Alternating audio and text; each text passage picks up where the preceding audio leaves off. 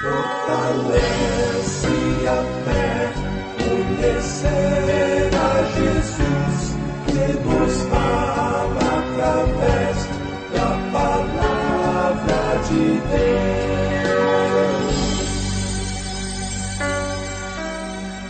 Apresentamos Através da Bíblia, o programa que leva você ao estudo sistemático e detalhado do livro dos livros, a Palavra de Deus. Este projeto, que tem como objetivo estudar toda a Bíblia Sagrada em 5 anos, foi idealizado pelo Dr. J. Vernon Magui. Os estudos são produzidos, contextualizados e apresentados pelo pastor e professor Itamir Neves. Convidamos você, ouvinte, a acompanhar esta jornada através da Bíblia. Olá, amigo, estamos iniciando mais um programa da série Através da Bíblia. Você que tem nos acompanhado sabe que temos seguido adiante com o nosso projeto de estudar toda a Palavra de Deus, publicando também os nossos comentários que fazemos a partir dos nossos estudos. Fazemos isso porque entendemos que Deus tem nos chamado para proclamar com integridade a sua genuína palavra, e porque vocês mesmos têm escrito para nós, compartilhando sobre o privilégio de termos um programa com interpretações seguras e relevantes. As correspondências que vocês enviam para nós demonstram carinho e amizade cristã, e eu queria incentivar a cada um de vocês a nos escrever. Dê esse retorno para nós sobre as suas experiências no estudo da Palavra de Deus. Para nós, esse retorno é tremendamente importante. Nós queremos cada vez mais adequar o programa àquilo que você entende que é o melhor para você. Foi sobre essas experiências que recebemos um e-mail da JS, lá da cidade de Porto Velho, no estado de Roraima. Foram essas as suas palavras. Pastor Itamir, que Deus, o Pai do nosso Senhor Jesus Cristo, abençoe sempre o irmão para continuar dando esses estudos tão importantes para o fortalecimento da nossa espiritualidade. Quando termino de ouvir o seu estudo, me sinto leve, me sinto voando. Sempre que encontro alguém com alguma dificuldade, seja ela qual for, peço que ouça a programação da Transmundial e da HCJB. Muito obrigado e um forte abraço. Querida irmã, louvamos a Deus por sua vida e por sua fidelidade em estudar a palavra do Senhor continuamente. Certamente, cremos que Deus tem lhe recompensado. Também agradecemos a sua disposição em divulgar o nosso programa e também em orar por nós. E é exatamente para isso que temos convidado, convocado, chamado a todos vocês para se unirem conosco em oração a favor desse nosso projeto. Nós necessitamos da sua intercessão. Que Deus possa nos usar para falar ao seu povo. Vamos orar então, vamos pedir que Deus nos dê graça para o programa de hoje, lembrando, e já estamos agradecendo por isso, que para o próximo mês estaremos lançando o comentário do Evangelho de Marcos. Essa é mais uma novidade do nosso programa e nós queremos louvar a Deus por isso. Vamos orar. Pai querido, obrigado pela tua direção e pela misericórdia com que tu nos tratas. Senhor, suplicamos a iluminação do teu Santo Espírito e a capacitação dele para que possamos cumprir a tua vontade. Também te pedimos, Pai, que tu nos dês capacitação para prosseguirmos com o nosso projeto.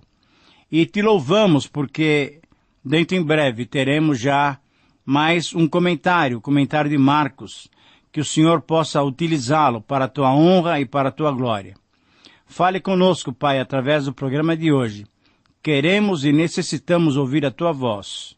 Nós oramos baseados na tua misericórdia, em nome de Jesus. Amém. Fortalece a fé, conhecer nosso Deus.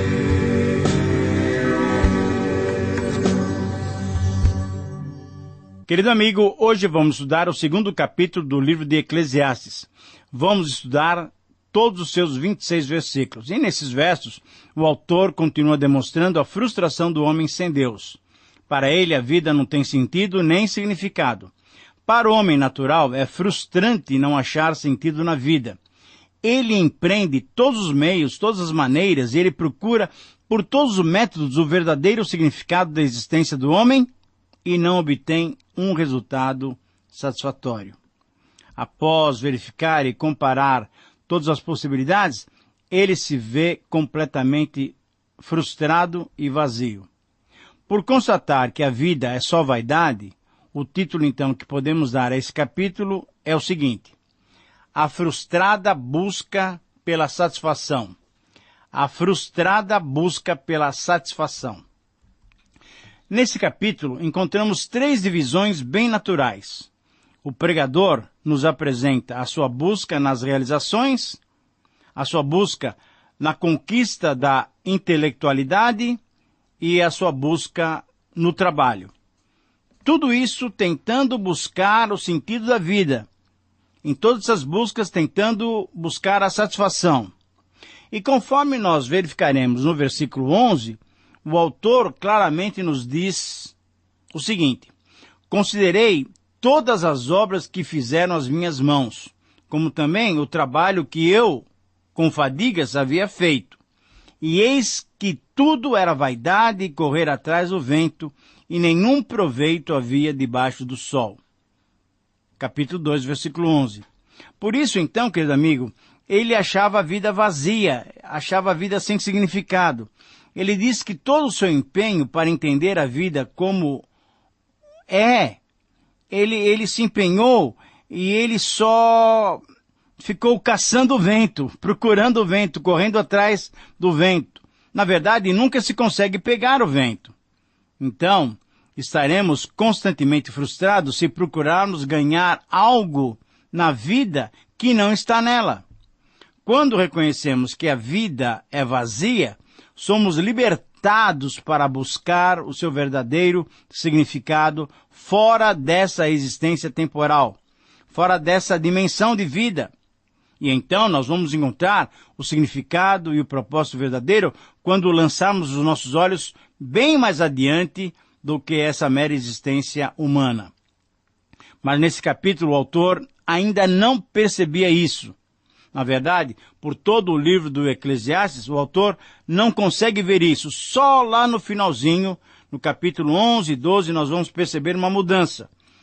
A pesquisa desse autor, desse sábio, a sua busca apenas lhe proporcionou frustrações. E por isso, então, a sentença que resume esse capítulo pode ser apresentada com essas palavras: A vida sem Deus é vazia, não satisfaz e frustra a todos que buscam um sentido para viver.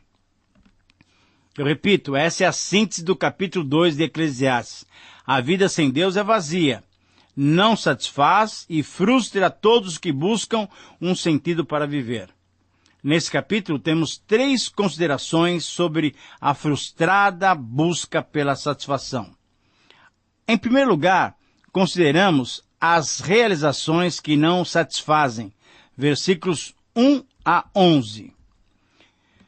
Nesses versos, o sábio Salomão mostra que as mais diversas realizações empreendidas por ele não conseguiram dar à vida nenhum significado ou sentido.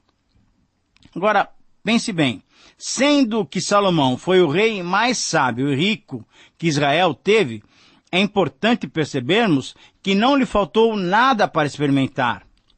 Ele não deixou nada sem experimentar. Veja só, vamos ler esses versículos 1 a 11, numa versão da Bíblia. Então resolvi me divertir e gozar dos prazeres da vida. Mas descobri que isso também é ilusão. Cheguei à conclusão de que o riso é tolice e de que o prazer não serve para nada. Procurei ainda descobrir qual a melhor maneira de viver e então resolvi me alegrar com vinho e me divertir. Pensei que talvez fosse a melhor coisa que uma pessoa pode fazer durante a sua vida, a sua curta vida aqui na Terra. Realizei grandes coisas. Construí casas para mim e fiz plantações de uvas.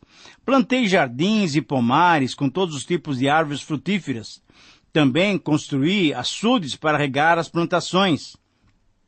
Comprei muitos escravos e, além desses, tive outros nascidos na minha própria casa. Tive mais gado e mais ovelhas do que todas as pessoas que moraram em Jerusalém antes de mim. Também ajuntei para mim prata e ouro dos tesouros dos reis e das terras que governei. Homens e mulheres cantaram para me divertir, e tive todas as mulheres que um homem pode desejar. Sim, eu fui grande. Fui mais rico do que todos os que viveram em Jerusalém antes de mim. E nunca me faltou sabedoria. Consegui tudo o que desejei. Não neguei a mim mesmo nenhum tipo de prazer.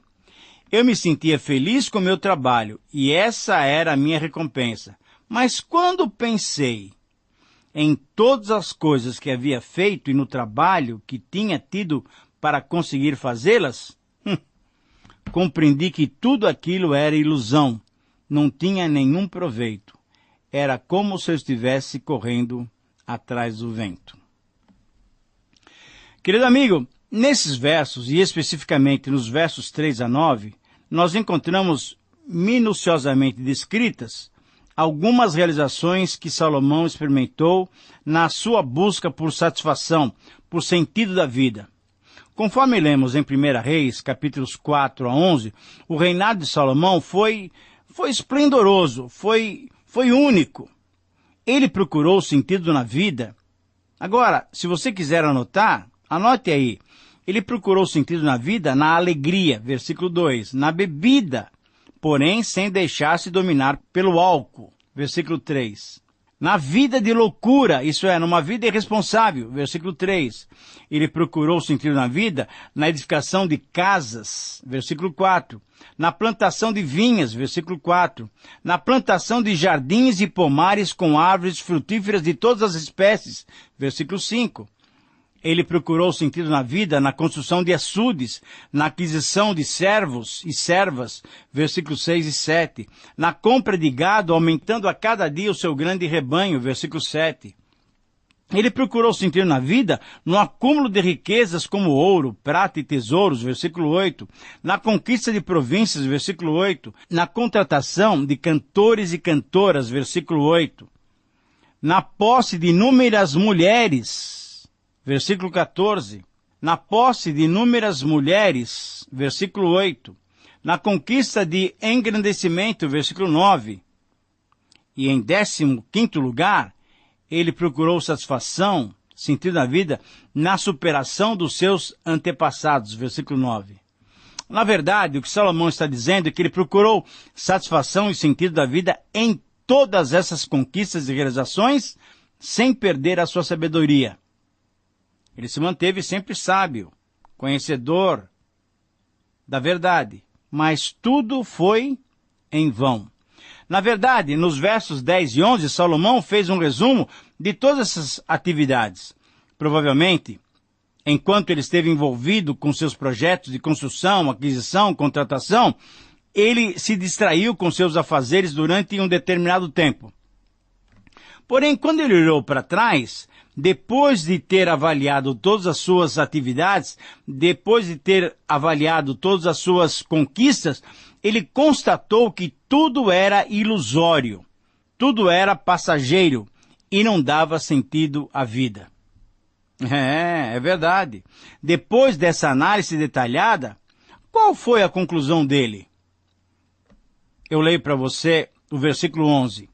Considerei todas as obras que fizeram as minhas mãos, como também o trabalho que eu, com fadigas, havia feito.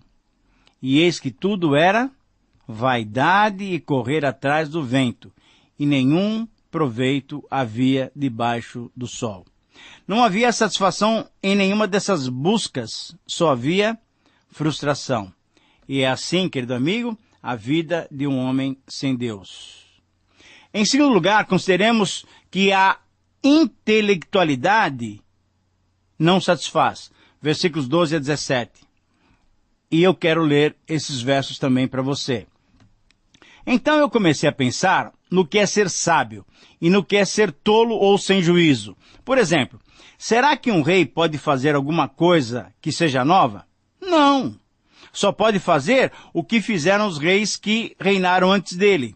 Então eu cheguei à conclusão de que a sabedoria é melhor do que a tolice, assim como a luz é melhor do que a escuridão. Os sábios podem ver para onde estão indo, mas os tolos andam na escuridão. Porém eu sei que o mesmo que acontece com os sábios, acontece também com os tolos. E aí eu pensei, o que acontece com os tolos vai acontecer comigo também. Então, o que é que eu ganhei sendo tão sábio? E respondi, não ganhei nada. Ninguém lembra para sempre dos sábios, como também ninguém lembra dos tolos. No futuro, todos nós seremos esquecidos. Todos morreremos, tanto os sábios como os tolos. Por isso a vida começou a não valer nada para mim. Ela só me havia trazido aborrecimentos. Tudo havia sido ilusão. Eu apenas havia corrido atrás do vento. Querido amigo, que expressões, que palavras, que avaliação de vida é essa? Com certeza é a vida de alguém que não tem uma perspectiva maior espiritual da sua vida. A pessoa mundana acha a vida frustrante porque está procurando-a para que lhe dê verdadeira felicidade e satisfação. Mas o pregador concluiu que o conhecimento e a prudência são preferíveis à ignorância e ao comportamento nécio, embora a sabedoria e o conhecimento não concedam ao homem tudo quanto ele quer, isso é, o real sentido da vida. Depois de procurar a felicidade e o sentido da vida nas suas realizações, o pregador mostra então que, usando a razão, dedicando-se à intelectualidade, ao conhecimento, também tudo isso é vazio e não traz o sentido da vida. Quando o autor faz essa comparação entre uma vida sábia e prudente e uma vida de estultícia e irresponsável, ele percebe que não havia nenhuma vantagem em procurar viver com sabedoria. Veja bem, nenhum tipo de vida, nenhum outro concederam-lhe o significado da vida. A sabedoria não daria sentido à vida porque a morte igualava a todos e acabava com tudo.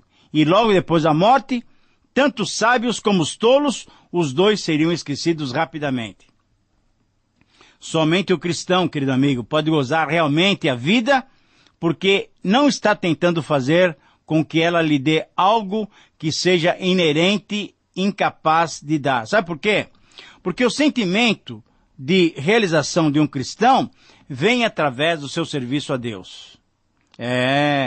Quando servimos a Deus, é possível achar alegria, satisfação, significado, sentido da vida e valor nas nossas buscas diárias, nos nossos afazeres pela vida.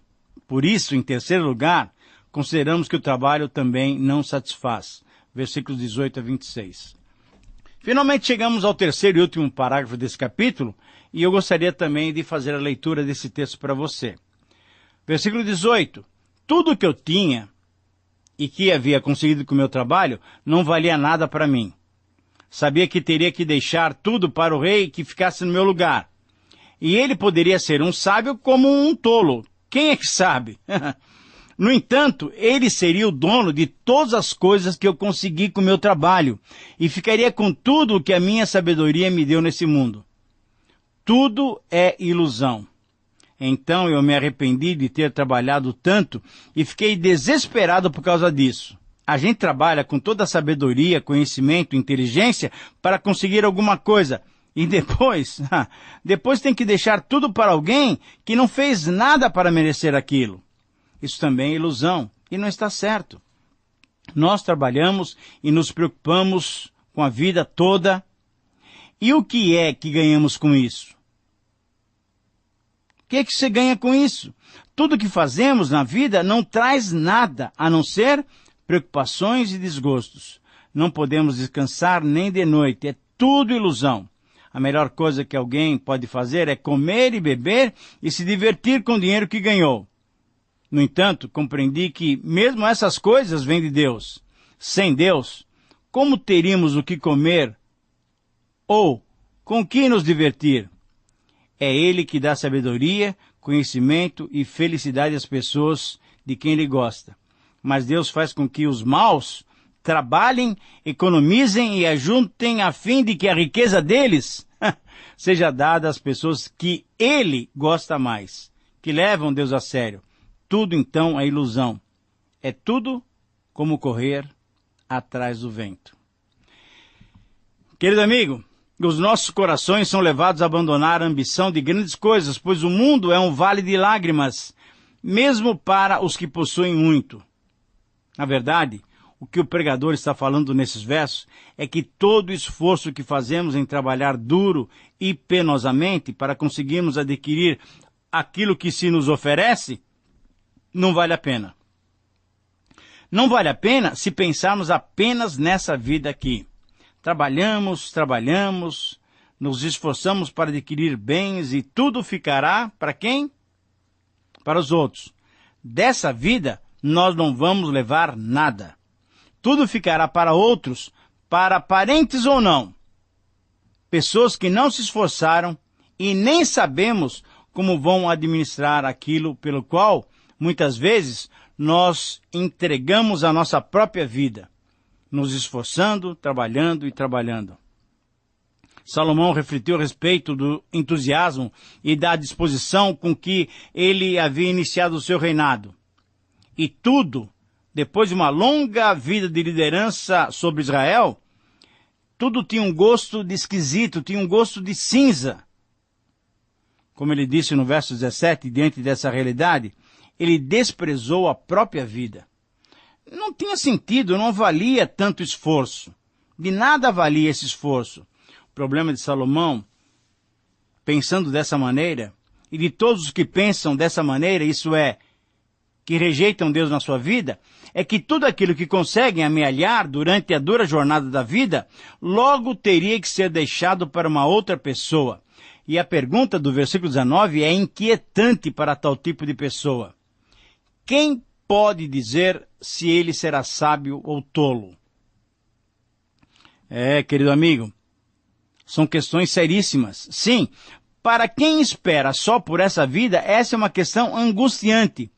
Para essas pessoas que não temem a Deus e querem viver somente para essa dimensão, o único argumento que lhes dão alguma esperança é comer, beber e satisfazer-se aqui e agora com toda a riqueza que conseguiram obter.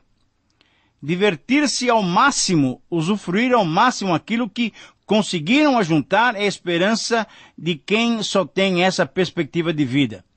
Mas é interessante, no versículo 24, o pregador, ele diz o seguinte, que ele tentou perceber o sentido da vida. Mas é interessante que ele também percebeu que essa prática que é de comer, de beber, de se divertir, de satisfazer-se com as delícias da vida, tudo isso também é vaidade, tudo isso é vazio. Pense você um pouquinho sobre isso. Você pode ter imenso prazer em comer os alimentos mais saudáveis e mais saborosos que alguém possa preparar para você. Você pode comer aquele alimento preferido preparado com a melhor receita. Você pode beber as mais finas bebidas. Podem ser aqueles sucos saborosos de frutas regionais. Você pode servir-se das mais deliciosas sobremesas. Mas você tem que pensar que depois de algumas horas, tudo o que deu imenso prazer para você já não vale mais nada. Ou então, você pode usar o seu dinheiro ganho com dificuldade para desfrutar os maiores prazeres que o mundo pode lhe dar. Mas também, depois de algumas horas, tudo vai passar e só vai ficar a lembrança daqueles bons momentos. Ou então ainda, você pode desfrutar do amor e do carinho da pessoa amada de uma maneira muito expressiva e marcante, mas mesmo nesse caso, tudo isso é passageiro, tudo termina, tudo é ilusório. E essa foi a conclusão do pregador, e essa é a experiência de todo aquele que só vê a vida sobre esse prisma meramente humano. Querido amigo, de fato, quando contemplamos a vida sob esse enfoque, é frustrante essa busca pela satisfação e pelo sentido da vida. Na verdade, não achamos uma razão maior para viver, só a grande frustração. Por outro lado, é certo que o cristão deve trabalhar honestamente, deve se esforçar para obter o máximo dessa vida. E isso deve acontecer porque o seu alvo de vida vai além dessa existência terrena. Um dos nossos objetivos deve ser o auxílio aos necessitados. Veja em Efésios 4:28. O cristão, antes de roubar, deve trabalhar fazendo com as próprias mãos o que é bom, para que tenha com que acudir ao necessitado. Esse é o alvo do cristão. E a minha oração para você é que você tenha verdadeiros valores e assim alcance o verdadeiro significado da vida. Que o Senhor te abençoe. Um grande abraço e até o próximo programa. Terminamos mais uma apresentação do programa Através da Bíblia. Esperamos que você nos escreva dando a sua opinião sobre o que ouviu. O nosso endereço é Caixa Postal 18.113, CEP 04626-970, São Paulo, São Paulo. Ou pelo e-mail através da Bíblia @transmundial.com.br. Este programa foi produzido nos estúdios da Transmundial. Meu pecado sim expirou na cruz, e por graça sim